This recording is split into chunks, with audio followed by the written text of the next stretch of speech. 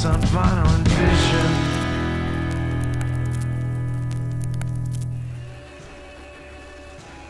Hello folks, thank you for tuning in to the latest episode of Vinyl and Vision. This is Jimmy Drab, your host, and this is my show. Special guest tonight is Doug Cheatwood. Doug Cheatwood is a good friend of mine from back in 2001. I met in New Orleans, Louisiana. Nolans, if you're nasty. He is just an amazingly talented songwriter that was an amazing circumstance to kind of run into and get to meet and know and befriend. I get into that in the podcast, so I won't really say too much about that now. But this was a long one. It was a long conversation. We did a lot of catching up, basically. So, and I just had a lot of fun talking to him, so that's, it is what it is. And I think we had a lot of fun, and I think that will come through if you're listening, so enjoy it. Just to get it right off, right up front, let me just tell you that for those watching the video stream, what you're watching right now is a montage that I created of the video footage from the Totalitarian, Doug's new ambitious television show. It's available on YouTube. The links will be set up in the homepage, so just go to the homepage to find all the details about this project and where you can find it. The video stream is on YouTube, and the audio stream, which is available for purchase, is on Bandcamp. It's one season of television, of a video series, and each episode in this season, there's 10 of them, is a full-length album. Okay, so if you go to Bandcamp, you'll click on the episode and you'll see the track listing, and it's like 1 through 10 or 12, depending on the episode. And yeah, it's like a full-length album. So this is essentially 10 full-length records available now. He's already working on season 2. Half of it is already up on Bandcamp, so you can get into that too. So there's so much to get into, so much to go through, that I just figured, okay, let me just kind of create a quick montage for you so you can kind of see a little bit, hear a little bit, and get a feel for what the project's all about. Doug's amazing. Like, he covers so many different genres that there's something for everybody, quite literally. So whatever music you like, go explore some of this catalog. Just go and just try it out, because most likely you will come across something that you actually enjoy. Aside from that, this episode was a little troublesome for me. Doug and I both had a lot of problems with the internet connection and just kind of making it work, and ultimately we actually canceled the podcast. I literally packed up. We were like, let's do it in a couple of days from now, and we'll reconvene, and hopefully the internet will be working better, or you can get to another place where we can try it out. And and then so half an hour later, after we canceled and I was already packed up and back in my house, Doug messages me with a link to Zoom. So the Zoom worked, and so we went back to it. Doug chose the album The Wall by Pink Floyd, which was also another kind of crazy and ambitious thing to try to tackle. So we actually get into that a very little bit near the end of the show, only because we had so much kind of catching up to do. So I kind of chose to just do that and just speak to the guy, because he's just a lot of fun to talk to, and he's a very good friend. Follow the links on the homepage, please, to go find this project from Doug and to go explore it. It's you will not be disappointed. Okay, there's something for you there. Just go through it. It's amazing. I am a huge fan of his. I'm honored to have him, and I'm honored to introduce some of you to him if this is the first time you're hearing about him. So I compel you, please go do that thing. And then here we thank you for tuning in and doing all the things you do with the internet, the liking and the sharing and the subscribing and the reviewing and the rating and the yada yada, and it's great. Absolutely great. We love you for it. Thank you. Enjoy the show. Please understand as I tell this story again.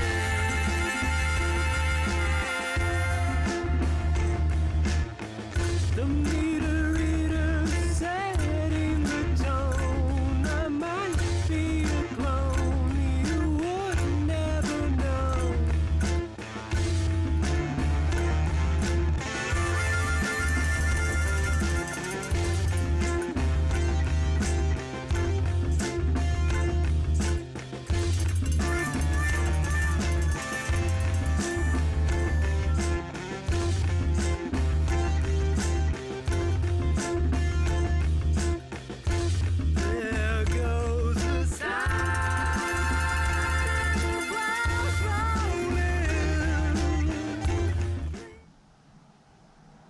like with the Totalitarian. So this is like 10 episodes, and each episode is basically like a record unto itself. Yeah. And one of the reasons I chose Pink Floyd, Yeah. is because I feel like I heard the Pink Floyd records at an early age, and I immediately thought, I want to do something like this.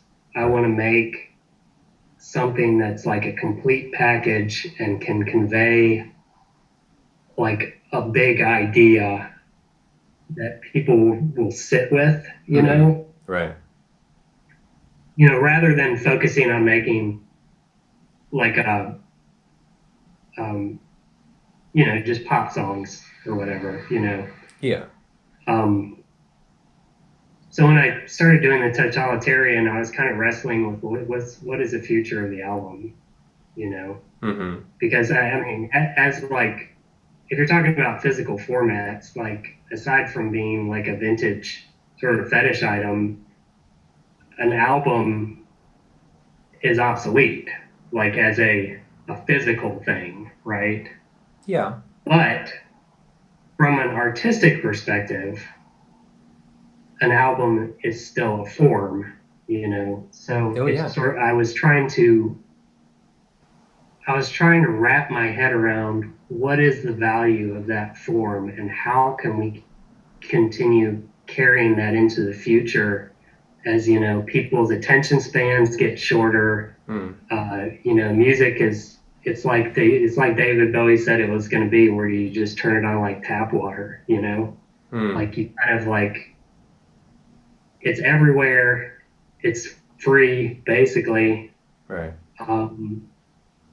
How do you reach people the same way that these albums used to reach people? Right. Your idea is basically creating this television show, because there's a full number of episodes and by the season. And every episode, which you currently for the first season have 10 episodes, is about half an hour in length, a little longer. Some of them are a little longer here and there. And they are essentially full-length records. I think that is so ambitious. And that you did it, and it's actually available now, is, like, it blows my mind, dude. Well, it wasn't like I didn't come up with the plan at the beginning, It was kind of just coming together like that. Yeah, it developed as I went. Like what happened was 2018, I hadn't recorded anything by myself. I didn't record anything by myself during the entire run of the band. Right. So it had been about 11 years, I think. And I was just sort of at a place where I was like, well, I wonder what I can do by myself at this point. Because obviously I've changed. I'm a different person. I wonder how this is going to go. So I started just recording music just to do it. And then, I had at the beginning, I had, a couple of ground rules. And one was like, use what's around you, like whatever instruments you can find. Whatever's laying around. Like if there's a keyboard, use that. If there's like sticks and stones, use those. And then the second ground rule was just don't overthink it. And both of those were kind of the opposite approach for Bastards of Fate. Because with Bastards, we would have an idea and then we'd figure out how to make it happen. It's like, okay, well, we want gospel singers on this. So then, Jason would go down to Hollins University and start talking to people, and we would assemble like, a gospel group to sing background vocals. Yeah. And then we bring them into the studio, and then we recorded on a reel-to-reel tape recorder. Jesus. And everything was like meticulously planned. Like with that band, we would create the impression of chaos, but like in terms of like what we were actually doing, it was, really arranged, Right. and every performance was I didn't none of us really veered from the script. It was ritualized. It was just like a matter of throwing the energy into it. Yeah, yeah. And just to write and record the music, how long did it take you? You said you started in 2018. The whole series, it was about 2 years. Of writing and recording the music? The video too. The video I did really fast. Oh, okay. I wanted to do those separately because I wanted to see exactly how much time and preparation you put behind the videos, because those are fucking intense too, because they're videos of the entire record. So that's 10 records with fucking 10 to 12 songs each being half an hour plus, depending. That's like a crazy amount of work. Like, we're talking about The Wall. This is a double album. You've made how do you even say 10 in I've been alone a lot.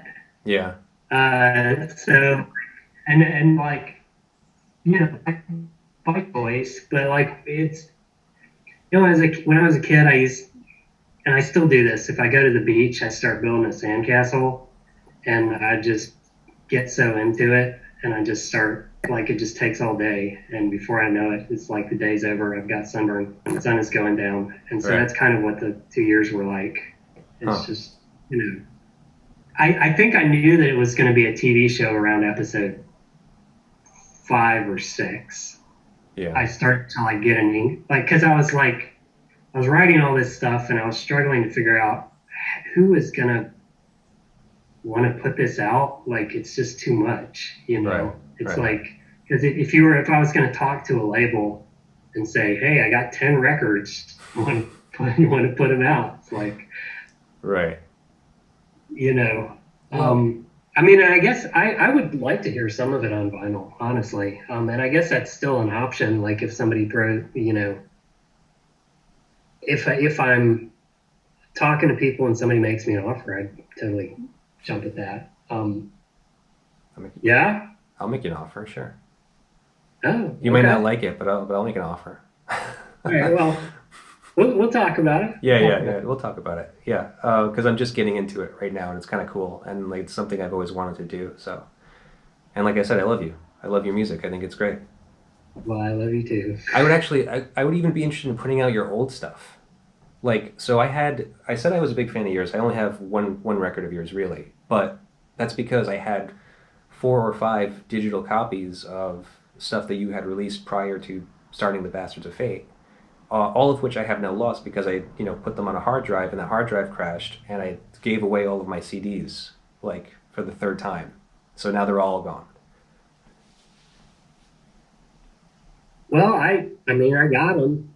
They're on my computer. I'll get Send them to me. Yeah, please. I would love it, because I miss those songs. But I love the work now. So the Totalitarian, as ambitious as it is, I mean, it is back to form. Like, for what you had said about, you started up the Bastards of Fate, and you have been working with them solely for like the past 11 years, and you having had felt any kind of like awkwardness about possibly making music by yourself again. I mean, I think it's great. Now, I love everyone in the band. I love the Bastards of Fate and all the members. I mean, we used to all hang out, and but I love what you do too. And even if it's by yourself, it's equally as good. Well, thank you. Yeah, I mean, it's just, and so let me just talk about your episodes for a second. So, because I listened and watched most of it. I haven't been able to watch all of it yet because I've been too busy listening to shit. But again, the videos being a whole other animal of like, kind of like entertainment. So you portray every character that is filmed in the Totalitarian.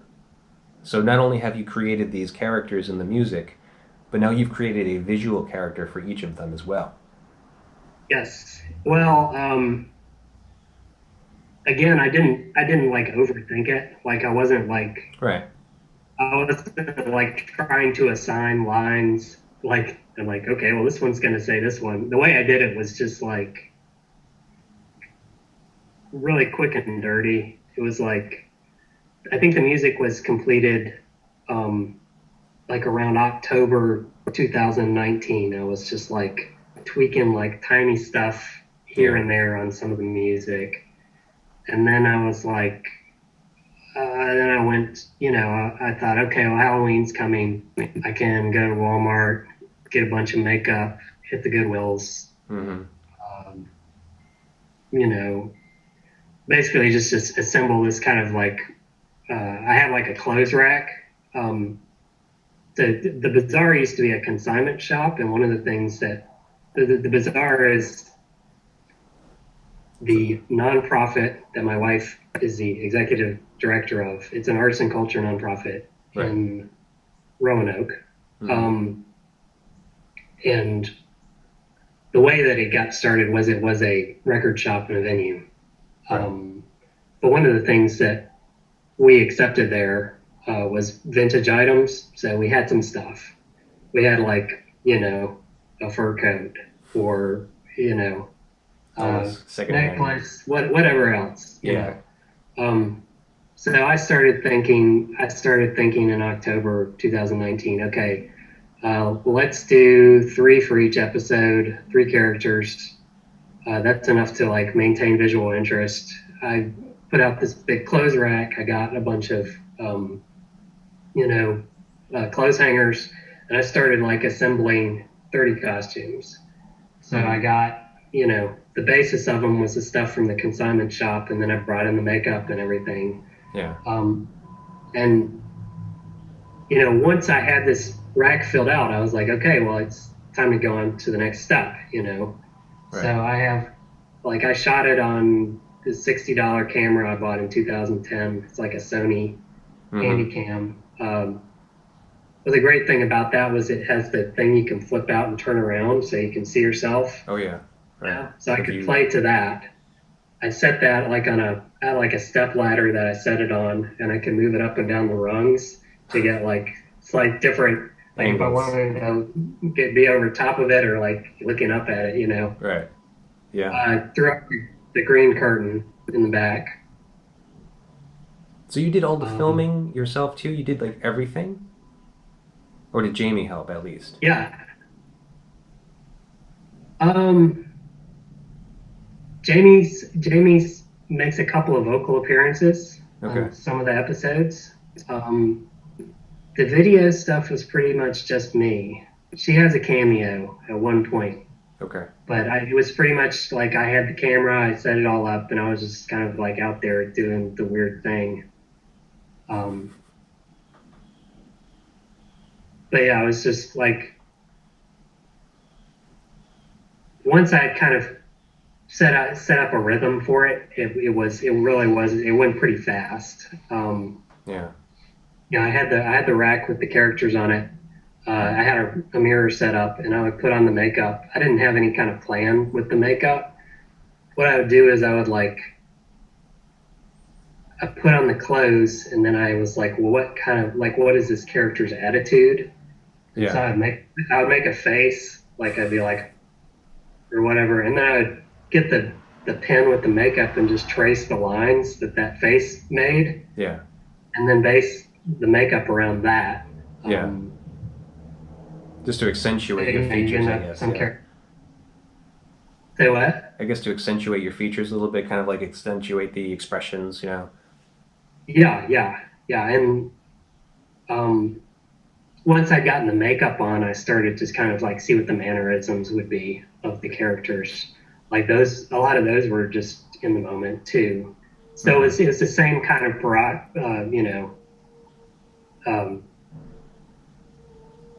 animating principles from the music just went over into the video. You basically, whatever's around you, you grab it, you use it, and don't overthink it.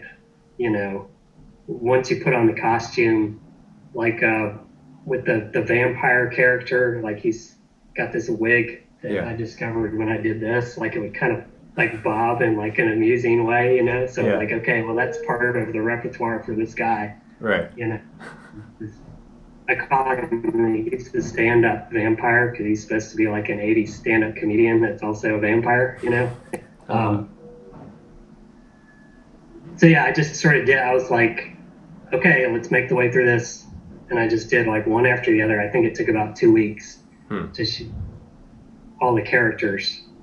And then I just put the video files for each performance on top of each other and like, cut the crap out, Well, it's amazing, man. I mean, so what you've decided on, because you were, the whole concept of trying to bring it to a label was kind of like out of the question. It's kind of I don't know, it would be very adventurous and like ambitious project for any label to take on. So you're going the Bandcamp route. So now everything is on Bandcamp to be streamed, and then for purchase as well. For how much is it? For the entire season? $60, something like that? I think it's it's if you get the whole thing, it's 35% off, something like that. It's $68. Right.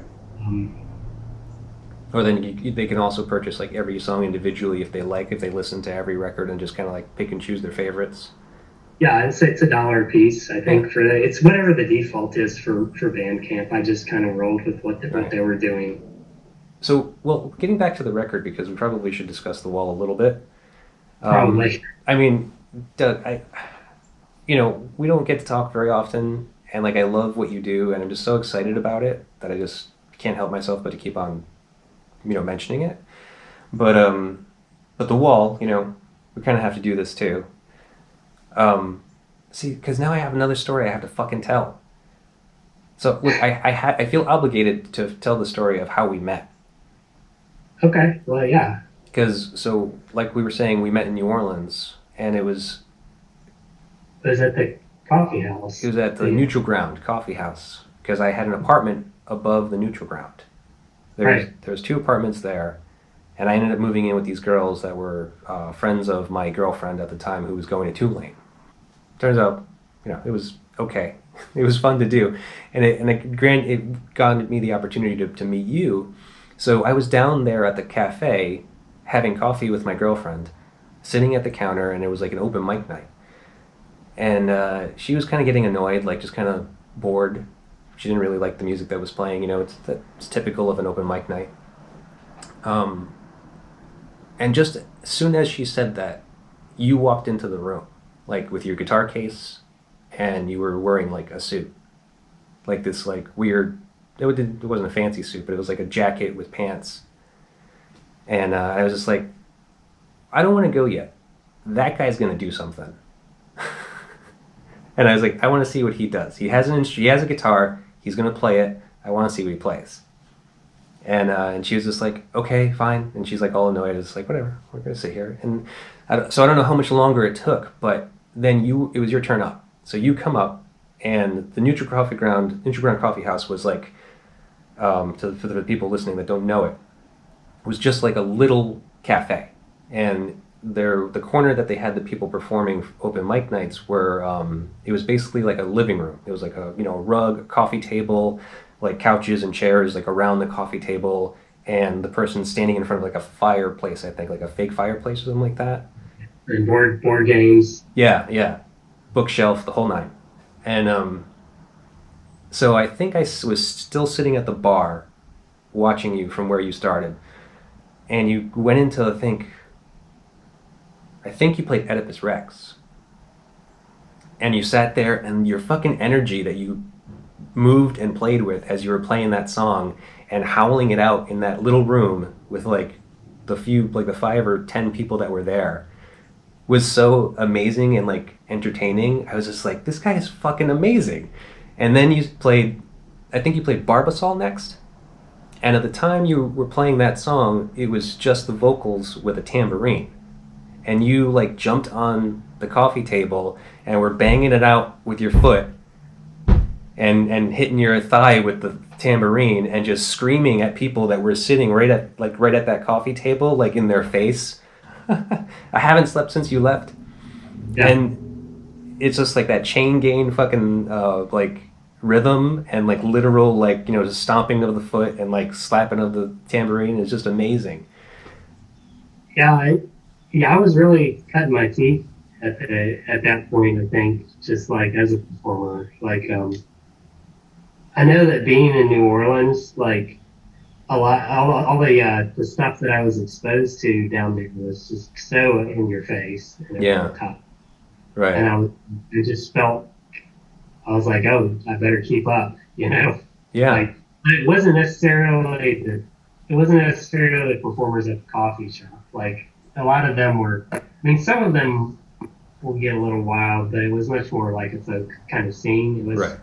It was sort of like, Neutral Ground was a place that I could play on short notice. I wouldn't have to talk. Like, I wouldn't have to, like, arrange it, you know? Right, and book like a slot or something. Yeah. You walk in on the right night, you can play 3 songs. And I was consciously learn how to be a better performer. How long had you been performing up until that point?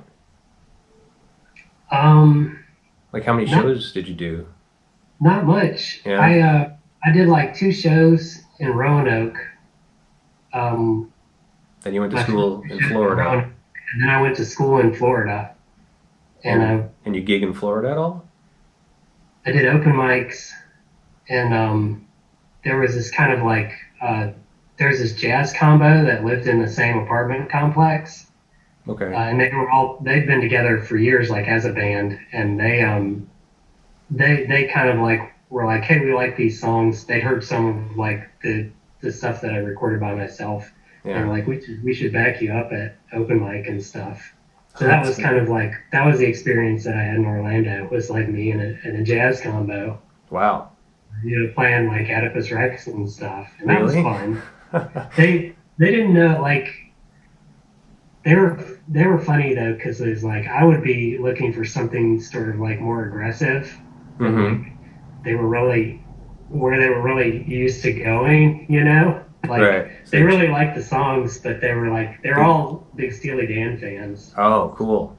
They would just sort of like, They jazzed them up. they jazzed them up. Yeah. So, the first real kind of like song is The Thin Ice. You know, it struck me when I listened to it again.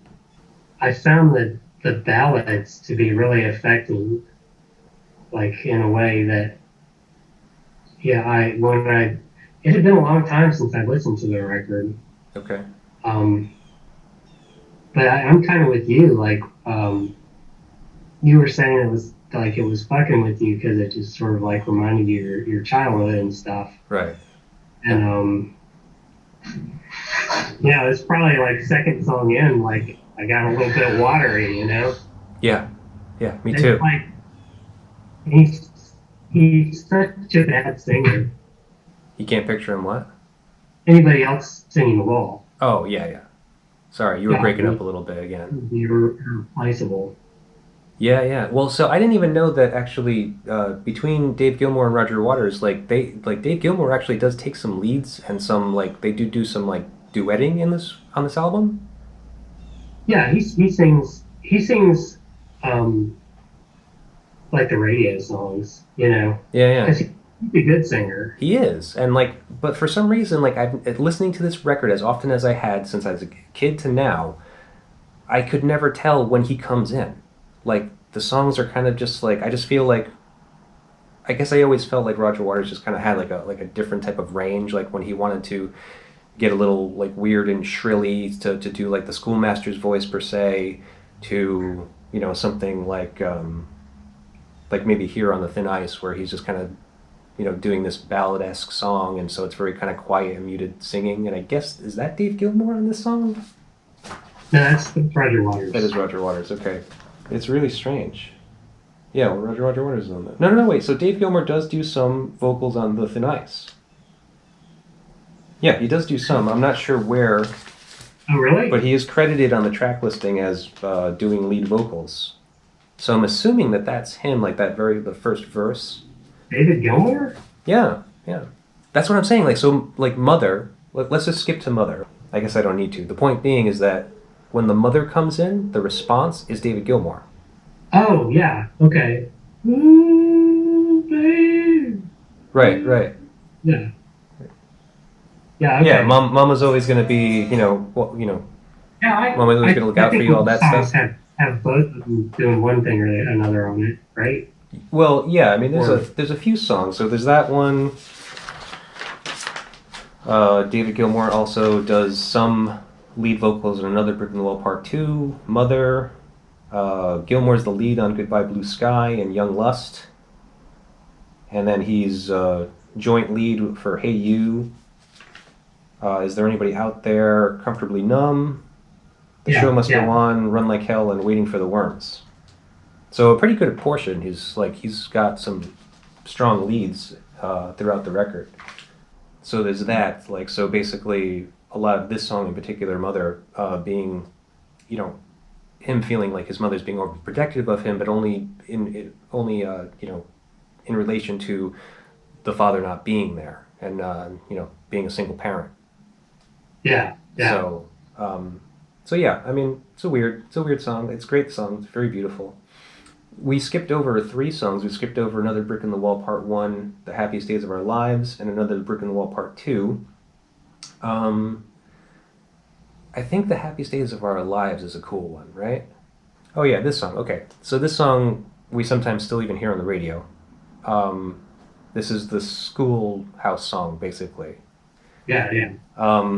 What was your education like growing up? I was in public school until high school, and then my mom sent me to the Roanoke Valley Christian School, which was a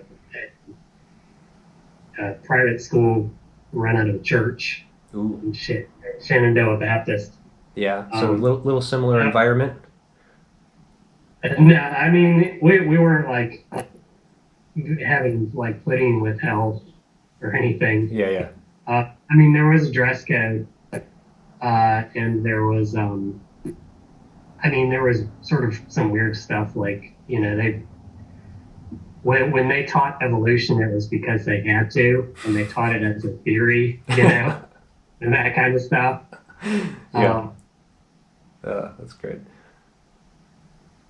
Yeah, it's funny because like when I was thinking about the wall, and I was thinking about going to school, and even like before I knew how to play guitar or anything, I was writing like lyrics that were like kind of like I was trying to do the wall. Oh yeah. I like trying to do it from my own experience and like being like, these people make me wear dress codes that are fascist and stuff. And then like, you know, I got to be like, you know, in my 20s, and I thought, well, that seems like an overreaction. Yeah. But now, yeah. like, now I'm like, even, you know, I'm almost 40, and I'm like, well, maybe that wasn't an overreaction. You know, maybe there was something kind of like at its core a little bit fascistic about that kind of school environment. You know what I mean? Yeah. I don't know. I mean, I wasn't there, so I don't know. I mean, but so you weren't abused by your school teachers? No, they weren't boxing my ears, and they weren't. There was some really weird, like just like Bible related stuff that was just strange. Like we went to like our school trip was like we went to ostensibly we went to New York to see the Phantom of the Opera, but then we spent like a week at this weird like Bible camp, and I remember everything was frozen and like. Yeah. And there was like a lot of pressure to like come forward and cry, you know, and rededicate your life. Like there was so much pressure that I remember classmates having like literal nervous breakdowns. Like this girl was saying that she had seen angels and stuff, and they were just having, you know, breakdowns in front of everybody else. Like Jesus. And it was sort of like applauded. So it wasn't like the schoolmaster like. There's a lot of emotional abuse. There was I think it was emotional abuse. Yeah. I think it was really kind of fucking. Yeah. Waiting for the Worms made an impact on me because it tied into this kind of Waiting thing for the that Worms. we were just talking about. Right. Okay, we'll do Waiting for the Worms, but I think I want to mention that the filler part. I think there's 2 songs you can skip on this. Like I think even story-wise, there's probably 2 that you could skip, and it wouldn't really affect the story. I think it's certainly Vera. I certainly feel like Vera is not essential to the story. I think it's essential. I You mean, like the this story song? would be the same, but that's a real high point of the album because it's like so the character has become Pink has become disconnected from everybody. He's behind the wall, Hmm. and there's this kind of moment of like remembering somebody that he used to know like a long time ago. I don't know. There's just a lot of humanity in it, I think. All right, let me play a little bit. Let me try to familiarize myself with it. To me, though, it's like the thing that makes it strong is that it's followed up by "Bring the Boys Back Home," which is just this Right. like patriotism, like ratcheted up to the point of insanity. It's just like those two tracks just back to back. Right. I mean, it might be like upon listening to it last night, I think that might have been my favorite part of the experience. Really? Was, Wow. Yeah, just like that track and then the other one. This is our great disconnect, Doug.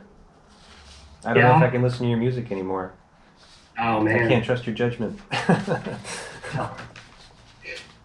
No, I'm just kidding. No, I mean it's a beautiful song, but I just from when I was listening to it and I was making some of these notes, it just seemed like the one that could, if you needed to cut something, you could cut it. If you had to. If you never knew it But, I existed, mean- you'd never miss it, Doug. If it had been cut from the album, you would have never known the song and you would have never missed it. We're speaking in hypotheticals. Well, here. yeah, of course. I don't see any reason to edit the wall. No. Yeah, this is all hypothetical for sure, man. Going back to the thing about albums and like the idea of an album making it like a complete statement, like I'm refusing to pick the wall apart. I don't want to like. I'm not going to pick favorite songs. I like the wall as a whole. Yeah, I get it. You know? Well, yeah, good answer. I think that's the only way to listen to it, really. So, go ahead. Right, I agree with you. I mean, I think subconsciously I probably avoided this record for a long time because of all the Pink Floyd records that there are and that I might want to listen to, this is probably not my go-to. But I am very familiar with this record because I literally grew up with it. Like, this is one of those records that, was in my house when I was a kid, and I probably listened to it way too young. And then I also watched the movie at the same time, like, maybe a few years after that, but I was still probably too young to see it. And it kind of messed with me. And and it was my dad's doing. My dad was the fan. And I think that has something to do with it, too, because, I didn't end up having a good relationship with him ultimately. So I think that's what dredged up some of that weird emotion that we were talking about last week with me and this record and, kind of thinking about talking about it. I mean, it's almost like a radio drama or something, you know what I Right. mean? Well, we think of it as an album, but when you think about the finished product, it's filmmaking, really. I mean, it's a musical film. But much like yourself, it wasn't intended to be filmed. Like, they made it as just a concept record piece. It was only after the fact that they were approached that they were like, I forget who directed the movie now, but that they asked them if they would be interested in making the movie. I didn't realize that wasn't part of the master plan. No, I don't believe it was. The Totalitarian is available on YouTube now, so you can stream the entire video series, and you can binge watch it like that.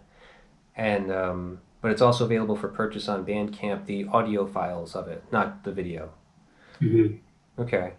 Well, Yeah. so you're working on a new season.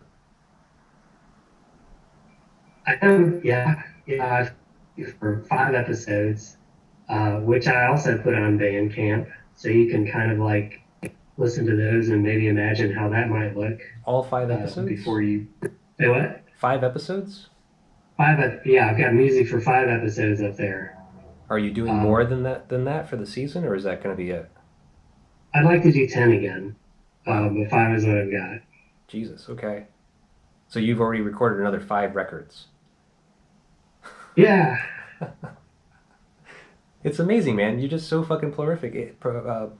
I just can't imagine myself, man. It just, you always blow me away by that, by how prolific you are with like your music. You just kind of keep on churning stuff out all the time. Yeah, it's one of those things where it's like if I wasn't doing it, I would probably just go nuts, you know? Right. Like I've always had to like really intentionally make time to do it. And it's had sort of like some detrimental effects on that. Like it's sort of like because you have to make, like I've had to make time to do it. There's been things that I haven't, like it's made it. There's only like certain kinds of jobs that I've been able to like do, you know, like I've never been able to have like a job that takes up a lot of my mental space. It's like, yeah, I'm prolific, but it's like I kind of have to be, and then I kind of have to like accept the drawbacks of having to do things that way too, you know? Right. Until the one project finally breaks it big. And then And yeah, you don't have to worry about that. You just kind of keep on working at your own pace. knock on wood. You got it, man. Well, that's why I wanted to have you on, dude. I mean, I am more than happy all the time to you know, praise the words, praise the name of Doug Cheatwood whenever I can. So I wanted to ask you to be on the show, and I'm happy to have you on, man. It's been great talking to you. Yeah, we'll have to keep in touch, you I know? know. Cool. All right, buddy. And every